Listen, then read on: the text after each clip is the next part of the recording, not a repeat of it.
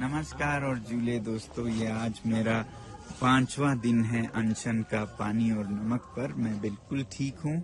आज खुले आसमान में हम थे बहुत से साथियों के साथ और तापमान था -17 के करीब।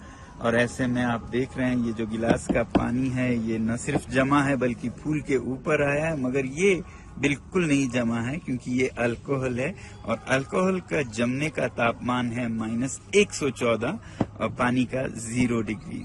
तो ऐसे में हम अनशन कर रहे हैं लद्दाख के संरक्षण के लिए, लद्दाख में डेमोक्रेसी के बहाली के लिए।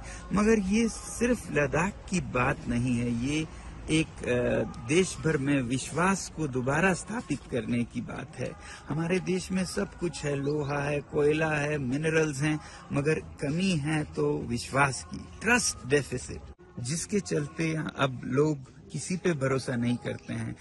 जनता नेताओं पर भरोसा नहीं करती, नेता अपने साथियों पर भरोसा नहीं करती और इलेक्शन प्रोसेस पर ही अब विश्वास उठ रहा है, इलेक्ट्रॉनिक वोटिंग मशीन्स पे विश्वास उठ रहा है। और ऐसे में फिर नेताओं से सीख के लोग भी फिर बिजनेसेस में भरोसा नहीं करते हैं, वादे तोड़ देते हैं।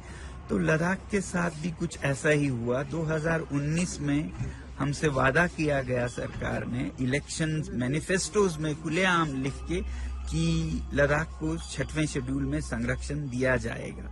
और ये मैनिफेस्टो सिर्फ जुबानी नहीं थे, ये लिखित में आप देख रहे हैं उनकी तरफ से वादे जो लिखित में थे। और 2020 तक फिर वो भूल गए ये वादा।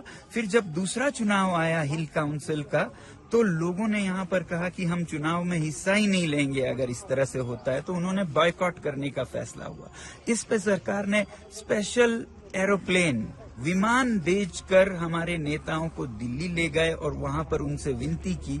और हमारे नेता भी बहुत भोले भाले होते हैं, उन्होंने विश्वास किया और वापस आ गए कि वो सब ठीक करेंगे।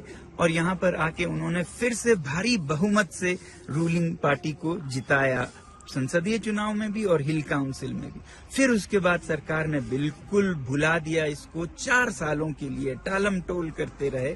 और अब 4 मार्च को उन्होंने साफ साफ कह दिया, न हम आपको लोकतंत्र देंगे, ना ही संरक्षण 6 शेड्यूल में देंगे। तो आप समझ सकते हैं ऐसे में लोगों का क्या भरोसा रह जाए। अब लोग यहाँ पर फिर से कह रहे हैं कि संसदीय चुनाव को आने वाले हम बहिष्कार करेंगे, बॉयकॉट करेंगे।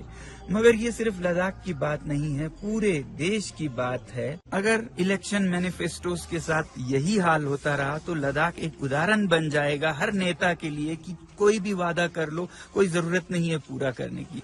मगर अगर लद्दाख के लोगों ने किसी तरह सरकार से ये मनवाया कि वो वादे पूरा करे, तो फिर एक अच्छा उदाहरण बनेगा 50 साल तक की जो नेता वादे करते हैं उन्हें हमें पूरा करवाने का भी साधन है। तो लद्दाख का ये जो आंदोलन है बहुत ही क्रूशियल है ट्रस्ट डेफिसिट को खत्म